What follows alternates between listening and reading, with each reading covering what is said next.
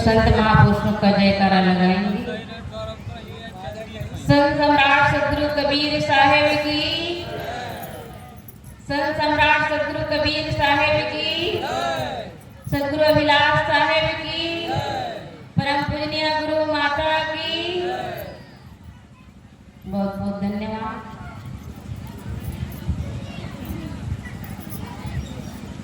कबीर नाम परिमं पुनीतं युगे युगे स्वामी हरन्ति दुःखं दातारि मुक्तं पुरुषं पुराणं चरणारविन्दं सततं नमामि, चरणारविन्दं सततं नमामि। मेरे मन मंदिर में विराजमान परम पूज्य गुरुदेव जी, वंदनीय संत समाज, हमारे संगीतकार मृत्युंजय भाई जी, आप सबके बीच ये आने का मौका मिला, इसका श्रेय जाता है परम श्रद्धेय मुकुंद साहेब जी, मंच पर विराजमान चंद्रिका साहेब जी, निरसिर विवेकी भक्त सज्जनों, भक्ति एवं शक्ति के स्रोत, ममतामयी करुणामयी मेरी प्यारी प्यारी माताएं, नन्हे मुन्ने बच्चों, सदगुरु कबीर साहब के विजय पर कुछ देर विचार आप लोग के बीच प्रस्तुत करने जा रहे हूँ। सदगुरु कबीर साहब ने विजय में प्रथम प्रकरण रमैनी में कहा है, माटी कोट पसाण कोताला, सोईक बन सोई रखवाला, शोभन देखत जीव डेराना, ब्राह्मण वैष्णव एके जाना, ज्यों किसान किसानी करही, उपजे खेत बीज नहीं परही, छाड़ दे हुनर झेली झेला, बूढ़े दो गुरु और चेला, तीसर बूढ़े पारक भाई, दिन बंडाहे दवा लगाई, भूखी भूखी कुकुर मर गई हो, का जनाए सियार से भय हो, मूस बिलाई एक संग कहो कैसे रह जाए, अचरज एक देखो हो संतों, हंसती सिहरी खाए। सदगुरु कबीर साहब इस रमैनी में बहुत सुंदर एक उदाहरण देकर कहते हैं, माटी का कोट पसाण को ताला, मिट्टी का एक किला है और उसमें पत्थर का ताला लगा हुआ है। मिट्टी का कोट, कोट किसे कहते हैं? कोट कहते हैं किला को। किला, किला राजाओं के पास होता है, लेकिन सदगुरु कबीर साहब कहते हैं कि वह ऐसा किला है जो मिट्टी से बना हुआ है। हम सब देखते हैं किला इतना मजबूती से छड़ गिट्टी बालू सीमेंट से बनता है और इसलिए मजबूती से बनाया जाता है कि दूसरे राजा अपने राज्य में चढ़ाई न कर दे, इसलिए उसे बड़ा सुरक्षित रखा जाता है और सुरक्षित अपने प्रजाओं के क्षति ना हो इसलिए परकोटा बनाया जाता है। लेकिन यहाँ पर सदगुरु कबीर साहब कहते हैं वह ऐसा किला है जो मिट्टी से बना है। वह मिट्टी का किला क्या है? वह मिट्टी का किला हम सबका शरीर है।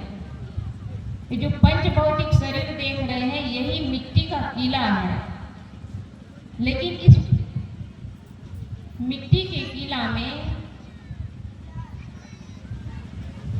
जड़ बुद्धि का ताला लगा हुआ है। साहब कहते हैं माटी का कोट पसाण का ताला, पसाण कहते हैं पत्थर को, पत्थर का ताला, इसका मतलब होता है कि जड़ बुद्धि का ताला। मानव विवेकशील प्राणी होते हुए भी जड़ बुद्धि इसलिए कहते हैं कि उसे अपने स्वरूप का ज्ञान नहीं होता है, इसलिए कहते हैं कि जड़ बुद्धि का ताला लगा हुआ है। और वह किला में कौन रहता है? किला में राजा निवास करते हैं। आप सब राजा हैं।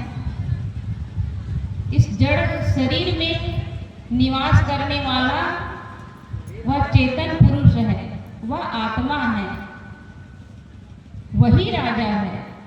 लेकिन अपने महत्व को हम समझ नहीं पाते हैं। व्यक्ति अपने महान गुणों को समझ ले, अपने मानवीय जीवन जीने अगर शुरू कर दे तो मानव इसी जीवन में अपने कल्याण का काम कर सकता है। लेकिन हम इसी जीवन में और बंधन बना लेते हैं। बंधन कैसे बनाते हैं? साहब आगे बोलते हैं,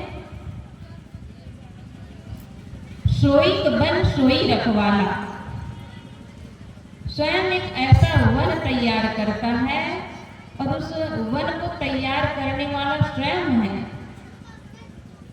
वन को तैयार करने वाला स्वयं है।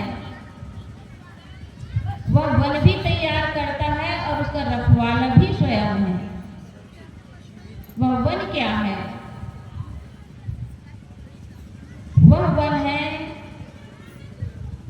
खानी जाल और वाणी जाल, जिसको कहा जाता है मोटी माया और झिणी माया। हम अपने ही खुशी से परिवार बसाते हैं और परिवार बसा करके उसकी सुरक्षा में जीवन बिता देते हैं। जैसे मकड़ी को आप सब देखे होंगे, वह मकड़ी अपना जाला बनाता है और जाल बुन करके उसी में फंस कर मर जाता है। वह तो एक मकड़ी है। हम लोग तो मानव हैं, हम भी वही मकड़ी की तरह माया और मोह का जाल बनाते हैं और उसी में फंस करके उलझ करके इस दुनिया से चले जाते हैं। साहब कहते हैं, सो बन देखत जीव डेराना, ब्राह्मण वैष्णव एके जाना। कुछ लोगों को उस वन की विस्तार को देखकर, जैसे अपने बनाए हुए परिवार है, उसे देख करके लोग डर जाते हैं। डर का दो कारण होता है। डर का दो कारण है। एक डर है कि परिवार में किसी को किसी प्रकार की क्षति ना हो, सुरक्षा की दृष्टि से डर होता है। और दूसरा भय, परिवार में रहते रहते ऐसा तनावग्रस्त हो जाता है, अपने परिवार के बीच में रहते रहते मानो अकेला महसूस करता है। तब व्यक्ति उस घर को कांटे की तरह उसको चुभने लगता है। अपने ही बनाए घर परिवार पुत्र उसको कांटे की तरह उनका व्यवहार लगता है। तब वहां से वो कहीं अपने आप को बचाना चाहता है और उस स्थान को छोड़ करके, अपने परिवार को छोड़ करके कहीं और जाता है। कहाँ जाता है?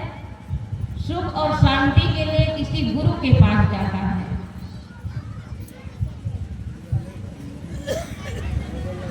जब गुरु के पास जाता है तो वो गुरु भी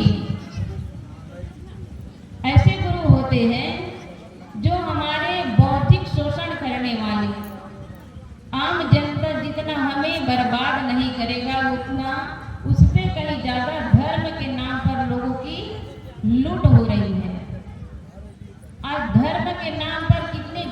बलि दी जा रही है। देवी भवानी दुर्गा के नाम से कितने जीवों को बलि देते हैं। ये जो बलि देते हैं, कहा जाता है कि जिस जीव को बलि दिया जाता है वो स्वर्ग में चला जाता है। अपने ही परिवार के लोगों को, अपने परिवार के सदस्यों को उसको बलि देकर के काश अगर स्वर्ग पाए, लेकिन लोग अपने परिवार को अपना परिवार, लेकिन किसी जीव जो निरपराध प्राणी है उसकी निर्मम हत्या कर दी जाती है और कहते हैं कि हम किसी देवी काली भवानी की हम पुजारी हैं। जीव की पुजारी, जो जीव की पुजारी है वो किसी जीव को मार नहीं सकता है, लेकिन जो जड़ मूर्ति की पूजा करने वाले हैं वो एक नंबर की अपराधी है, कसाई है, जो देवी देवताओं के नाम पर लोगों की इतना हत्याएं करते हैं। ऐसे लोग हत्यारे हैं, कसाई है, चाहे वो धर्म गुरु हो और धर्म गुरु के आधार पे उसके भावुक भक्त क्यों ना हो, ऐसे लोग कसाई है। और जो जीव को जीव मान लेता है, जो जीव को शिव मान लेता है, जीव को परमात्मा मान लेता है, वो जीव की हत्या कभी नहीं कर सकता है। जो जड़ मूर्ति की पूजा करेंगे वो हत्यारे हैं, लेकिन सभी नहीं होते हैं। जड़ मूर्ति की पूजा गायत्री वाले भी करते हैं, लेकिन वहां पर हत्याएं नहीं होती है। गायत्री की पूजा करने वाले हत्याएं नहीं करते, भक्ति भावना से वो भी ओतप्रोत होते हैं, लेकिन केवल जड़ की पूजा कर सकते हैं, हत्याएं नहीं करते हैं। लेकिन कई जगह काली के नाम पे, दुर्गा के नाम पे हमारे जो माताएं जन्म दी है, जन्म देने वाली माताएं की पूजा नहीं होगी। पूजा किसकी होगी? जिनको हमने बनाया, जिस पत्थर की मूर्ति को हमने अपने हाथों से गढ़ा है। किससे गढ़ा है? मिट्टी से, सीमेंट से, और उसमें रंग रोशन कर करके उसे साड़ी और गहना से सजा देते हैं। उस दुर्गा माँ को अपने ही हाथों से बनाते हैं, सजाते हैं और बना सजा के कहीं स्थापित कर देते हैं। उसे 9 दिन तक माताएं भी और हमारे भाई भी सब पूजा करते हैं। 9 दिन के बाद जब घर में आएंगे तो बकरा भेड़ी काट के खाते हैं। आप 9 दिन तक पूजा मत करिए तो भी आपको पुण्य मिलेगा। नित्य आप अपने माँ के सुबह उठते हैं, सुबह उठ करके आप प्रणाम बंदगी कर लीजिए। माँ जो आशीर्वाद देगी वो पत्थर की मूर्ति नहीं दे सकती है। जिस माँ ने हम सबको ये पंच भौतिक शरीर को जन्म दिया, कितने कष्ट से अपने गर्भ में पाला पोसा और पाल पोस करके हमें छोड़ नहीं दी, पाल पोस करके हमें हर राह पर वो चलना सिखाया, बोलना सिखाया। लेकिन आज इस माँ के लिए फल फूल दूर की बात, माँ अगर बीमार पड़ गई तो उसे दवाई गोली भी बहुत दूर की बात, उसे प्रेम की बोली नहीं मिलती है।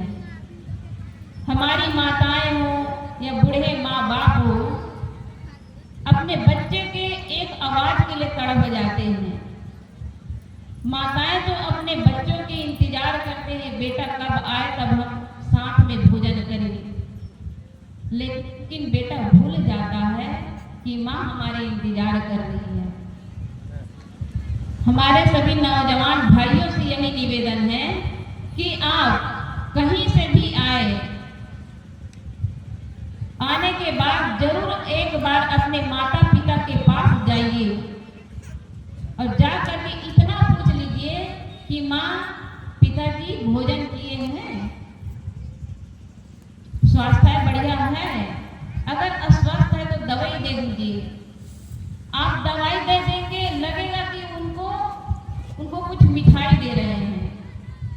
बूढ़े माँ बाप आपसे मिठाई की अपेक्षा नहीं रखते हैं, बल्कि प्रेम की बोली की अपेक्षा रखते हैं। आज हम वही कर रहे हैं जो हम नहीं चाहते। हम चाहते हैं अपने बाल बच्चे सब प्रेम करें, प्यार करें, सम्मान करें, लेकिन हम अपने माँ बाप के साथ क्या कर रहे हैं? जो हम कर रहे हैं हमारे बच्चे सीख रहे हैं। हम बच्चे को सिखाएंगे, उससे सीखेंगे नहीं, बल्कि हमसे वो देख करके सीखते हैं। एक माँ कभी अपने बच्चे को अपने नजर के सामने मरते देख नहीं सकती है, लेकिन वो कैसे काली माँ, कैसे वो भवानी माता है, जिसके नाम से माताएं उपवास करती है और उपवास करके दिन रात पूजा करती है। और पूजा करने के बाद वही माता उसके नाम से 9 दिन उपवास करने के बाद घर पे आने के बाद उसके नाम से वहां बकरा भेड़ा क्यों काटा जाता है? क्या वो माँ खुश होती है? क्या हमारी माताएं अपने बच्चे को ऐसे मरते देख सकती है? फिर वो कैसे वो माँ है? एक बार एक माँ अपने बच्चे पर अधिकार जता रही थी, तभी दूसरी माँ आई और वह कहती है कि नहीं, ये बच्चा मेरा है। एक माँ कहती है कि ये बच्चा मेरा है, तो दूसरी माँ कहती नहीं, ये बच्चा मेरा है। और वह छोटा सा बच्चा अबोध, जिसको बोध नहीं, ज्ञान नहीं, समझदारी नहीं कि वह माँ अपने माँ को पहचान सके, वह छोटा सा 6 महीना का बच्चा अपने माँ को पहचानने में असमर्थ था। लेकिन 2 माँ कहती थी कि यह बच्चा मेरा है। यदि वह बच्चा है तो किसी एक ही माँ की बेटा होगा। बात इतनी बढ़ गई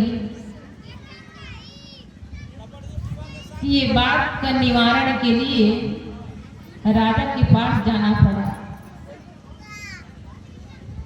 जैसे राजा के पास गई दोनों माताएं, राजा भी धर्म संकट में पड़ गया, क्योंकि एक माँ को अगर मैं देता हूं तो दूसरी माँ हो सकता है उसकी माँ हो। असली माँ की पहचान मैं कैसे करूं? राजा बड़े दुविधा में पड़ गए। उन माताओं को राज दरबार में रखा गया। दूसरे दिन जब दरबार लगा और लोगों में यह बातें सनसनी सी फैल गई कि एक बच्चे को 2 माँ को बांटना है। एक बच्चे को 2 माँ को कैसे बांटेंगे? लोग देखने के लिए भीड़ इकट्ठा हुई। राजा अपने 2 सिपाही को बुलाया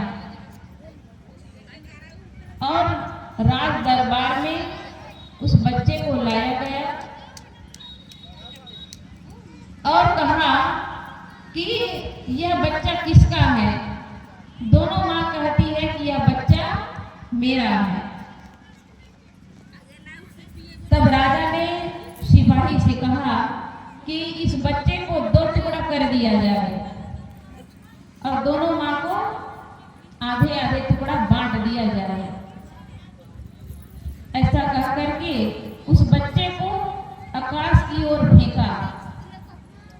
तभी एक माँ की आवाज आई कि राजन, यह बच्चा मेरा नहीं है, यह बच्चा मेरा नहीं है, मैं झूठ बोल रही थी, इस बच्चे को उस माँ को दे दिया जाए। इतना कह कर के वो बेहोश हो जाती है। माता को पानी पिलाया गया। होश में जब आई तो वह जो बच्चा था उस माँ के गोद में था।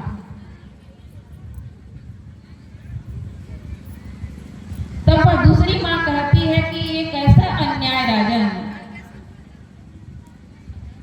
तब राजा कहते हैं इस दुनिया में ऐसी कोई माँ नहीं होगी जो अपने बच्चे को अपने आंखों के सामने खंडित करते देख सके। अगर बच्चा थोड़ा सा बीमार पड़ जाए तो माताएं दिन भर जाग करके, रात में भी पूरी जाग करके उनकी सेवा करती है, थोड़ा भी कष्ट में नहीं देख सकती।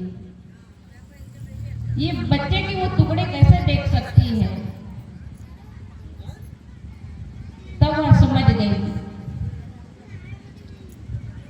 जिस माँ के लिए